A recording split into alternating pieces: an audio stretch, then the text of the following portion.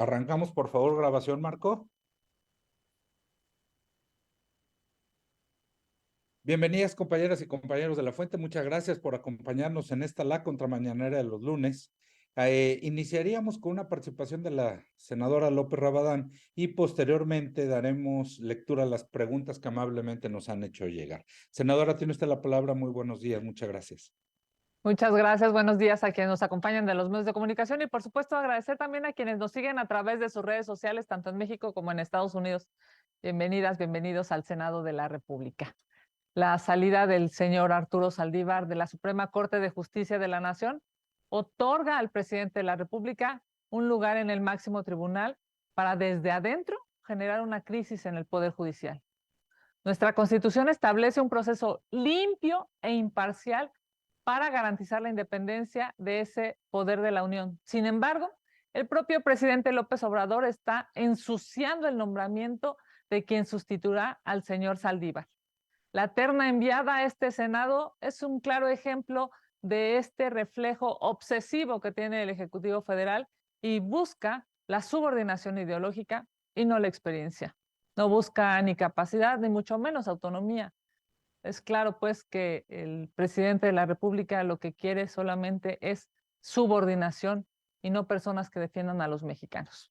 La Constitución establece que para ser ministro o ministra de la Corte se requiere que durante el año previo al día de su nombramiento, la persona que haya sido secretario de Estado no pueda ocupar este cargo. Sin embargo, una de las propuestas enviadas en la terna del Palacio Nacional transgrede nuestro texto normativo. Maristela Ríos es consejera jurídica del Ejecutivo Federal y tiene el mismo rango que una Secretaría de Estado. Esto según la Ley Orgánica de la Administración Pública Federal. Las otras dos propuestas tienen su imparcialidad comprometida, más allá de ser hermanas pues, de la secretaria de Gobernación o del jefe de gobierno. Más allá de eso, es increíble que quienes manden el oficio, por ejemplo, de designación, sea la propia secretaria de Gobernación y en el oficio traiga a su hermana. Sin duda, el constituyente estableció estos requisitos para dotar de autonomía e imparcialidad el proceso de selección, pero eso a Morena pues claramente no le importa. Es lamentable que utilicen esta sustitución para debilitar al Poder Judicial y no para fortalecerlo. Morena no busca justicia, sino subordinación. Esta es otra revancha más del presidente de la República porque no ha podido doblegar a los ministros valientes que votan a favor de los derechos de los mexicanos y en contra de los caprichos de Palacio Nacional. Es claro que la terna enviada por el titular del Ejecutivo es una ofensa para el equilibrio de poderes. Quieren imponer a personas que militan en las filas de Morena, que son ideológicamente cercanas al régimen en turno. Fieles a su estilo, mandan propuestas con un 99% de subordinación al régimen. Que quede claro, mi voto será en contra porque esta terna no representa los intereses de los mexicanos. La Constitución en su artículo 96 marca dos supuestos para este nombramiento. El primero es que si en 30 días el Senado no decide sobre este nombramiento, el titular del Ejecutivo Federal puede designar a una persona dentro de las propuestas. La segunda hipótesis que marca la Constitución es que si después de que se haya hecho estas dos ternas se siguen rechazando, el presidente puede designarlo dentro de la propuesta hecha en esta segunda terna. Es importante señalar que esto no es una libre designación, sino que es la persona propuesta quien estaría obligada a cumplir con los requisitos constitucionales. Si el presidente continúa con su necesidad de imponer a personas subordinadas al régimen, acudiremos a las instancias nacionales e internacionales para demandar se cumpla con la Constitución. Muchas gracias. Vamos a sus preguntas. Muchas gracias, senadora. Arrancaríamos con Karina Aguilar, quien le pregunta, ¿la salida de priistas de ese partido y la crisis interna afectan al Frente Amplio y en consecuencia a Xóchitl Gálvez o a Santiago Taboada? Hoy estoy más convencida que nunca que vamos a ganar la jefatura de gobierno y por supuesto después de ver el arranque de Xóchitl Gálvez en Coyuca de Benítez y después en Ciudad Juárez, me queda claro que vamos a ganar la presidencia de la República. Hoy es necesario estar unidos y fuertes Y por supuesto, aquí cabemos todas y todos. Incluso yo convocaría a aquellos compañeros que tienen algún tipo de discrepancia o de diferencia, ¿por qué no? A los semesistas. Aquí también, bienvenidas y bienvenidos todos. Por supuesto que es claro que ninguna división va a ser suficiente para detener esta gran ola, este gran avance que el Frente está teniendo. Por supuesto, vamos a ganar la Ciudad de México y vamos a ganar la presidencia de la República. Gracias, senadora. Vero Macías le pregunta, ¿cómo va la negociación para el nombramiento de la nueva ministra en el Senado? ¿El PAN dejará que el presidente López Obrador imponga este nombramiento? ¿Y cómo les podría afectar como oposición en cuanto a las acciones de inconstitucionalidad? Pues parece que este nombramiento podría ser incondicional al presidente.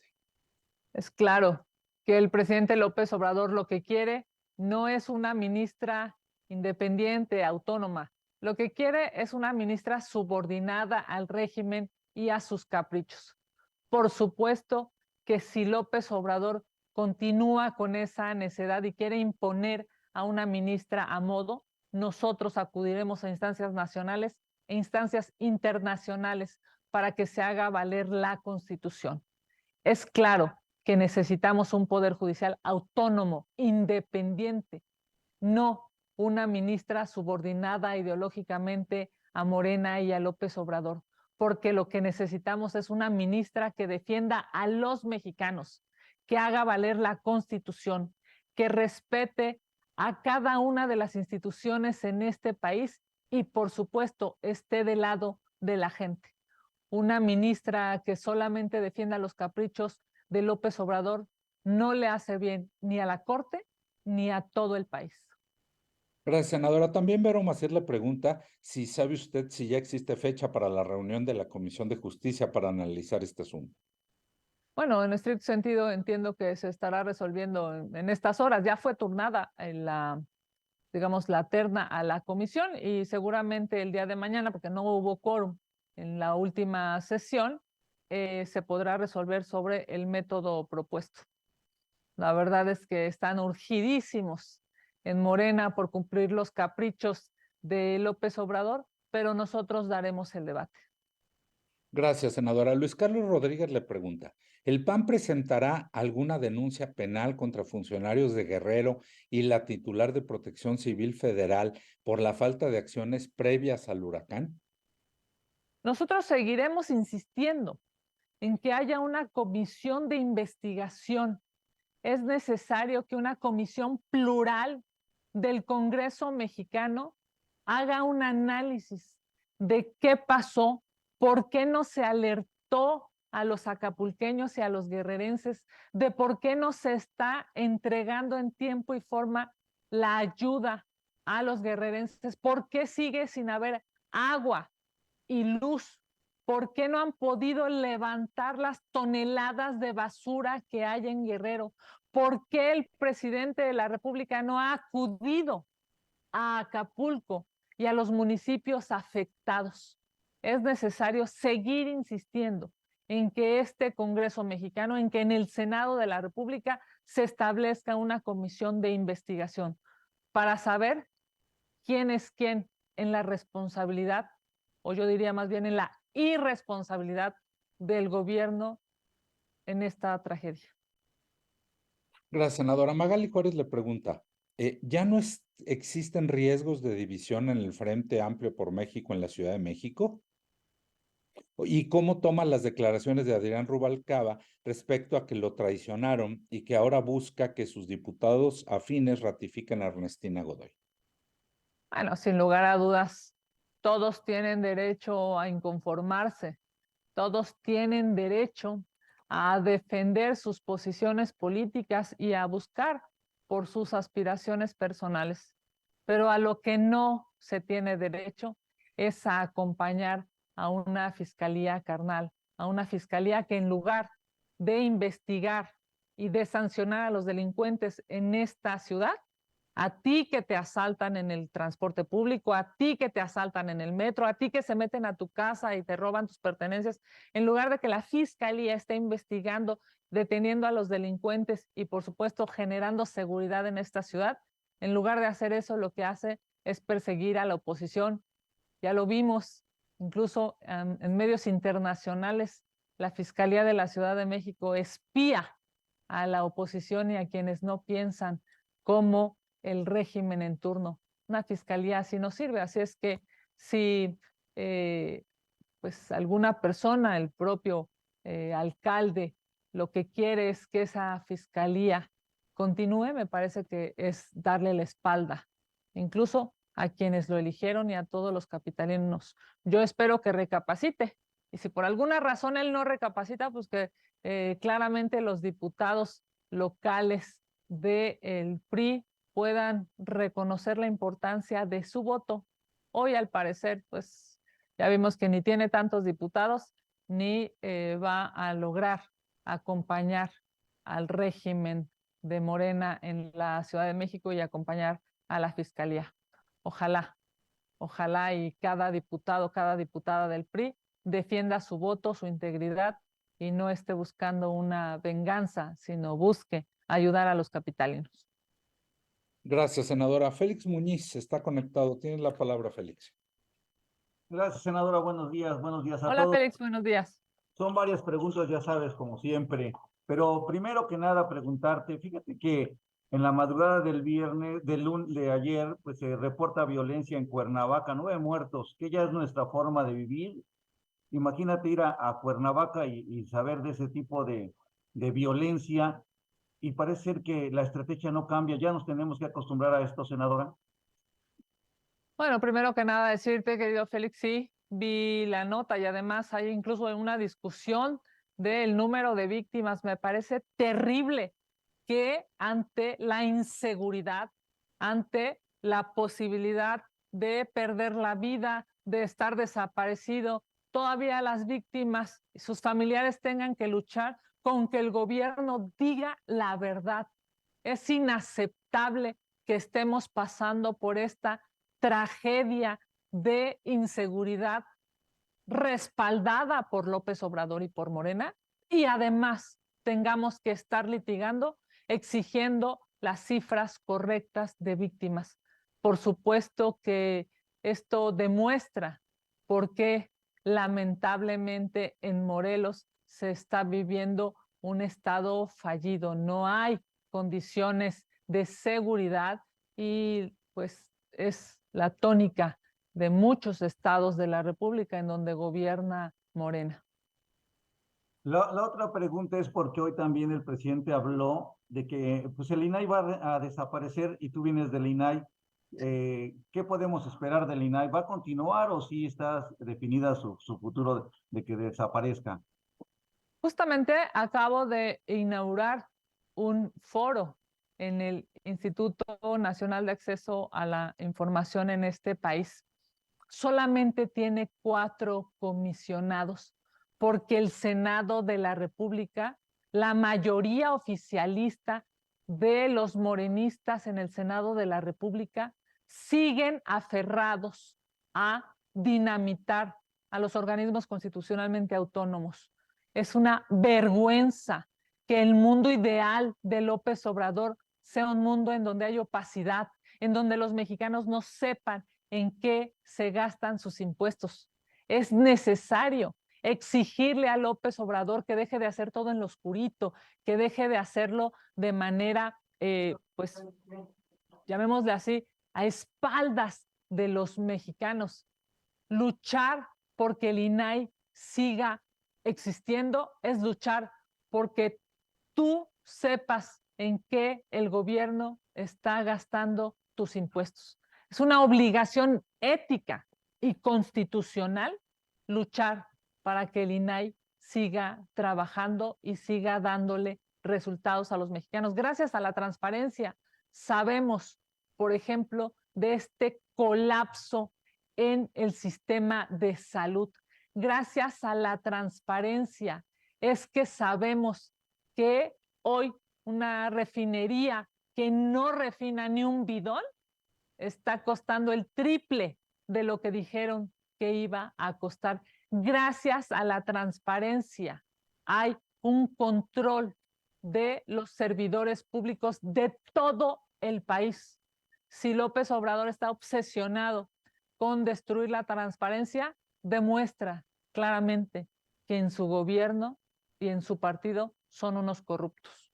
Sí, pero haciendo la presión, senadora, ¿tú ves en el futuro que este instituto desaparezca o de qué va a depender de que no desaparezca? No, por supuesto que no va a desaparecer el INAI. El INAI es un organismo constitucionalmente autónomo establecido en la Constitución. López Obrador en la próxima legislatura nunca va a tener 2/3 partes del Congreso para modificar la Constitución. Y gracias al voto de los mexicanos, gracias a que vamos a detener este populismo corrupto y mortal, es que no va a desaparecer el INAI y por supuesto lo vamos a fortalecer, como también fortaleceremos a la Corte, como también fortaleceremos a el Instituto Electoral que nos garantiza la democracia en este país. López Obrador se frota las manos pensando que va a lastimar a las instituciones, pero claramente no va a tener 2/3 partes en el próximo Congreso, y eso nos garantiza a los mexicanos que podemos contar con instituciones sólidas y fuertes. Y ya finalmente, senadora, ayer Xóchitl Gálvez en Chihuahua dijo que pues Morena y el presidente, su vocero de campaña, se preparan para pues sí, con trampas ganar la presidencia. ¿A qué se refiere Xóchitl Gálvez? Habíamos visto que está obsesionado López Obrador con lastimar a las instituciones. Ya hemos visto cómo quiere disminuir al INE, ya hemos visto cómo quiere darles golpes presupuestales a quienes tendrían que resolver sobre las próximas elecciones. Pero más allá de todas las triquiñuelas que quiere hacer López Obrador, más allá de eso, está el voto de los mexicanos.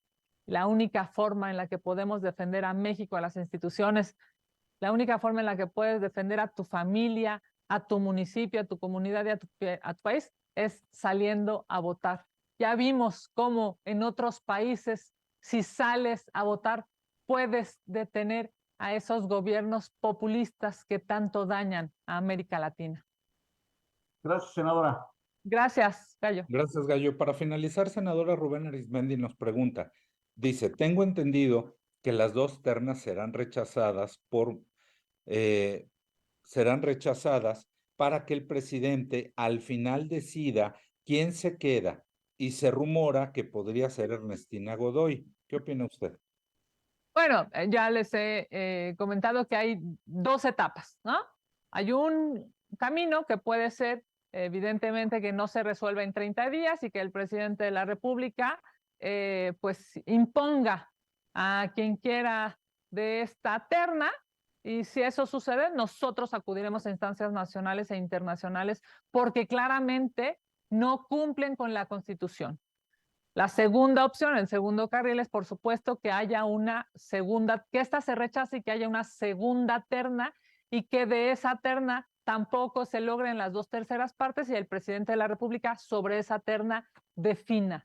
Hay que esperar en ese supuesto cuál sería su segunda terna, pero si sigue con esta necedad de poner personas totalmente subordinadas, totalmente ideologizadas a Morena, por supuesto que nosotros daremos el debate y nos inconformaremos en vías nacionales e internacionales. Senadora, no tenemos más preguntas registradas. Agradecerle a usted, a las y los compañeros de La Fuente por acompañarnos y les estaremos enviando los materiales conforme estén listos. Muchas gracias, buenos días, buena semana. Claro que sí, muchísimas gracias, que tengan la mejor de las semanas. Sin lugar a dudas, esta semana será una semana fuerte de debate y bueno, pues ya en plenas precampañas. Les mando un abrazo y a seguir trabajando. Muchas gracias. Hasta luego. Bye. ¿Quién?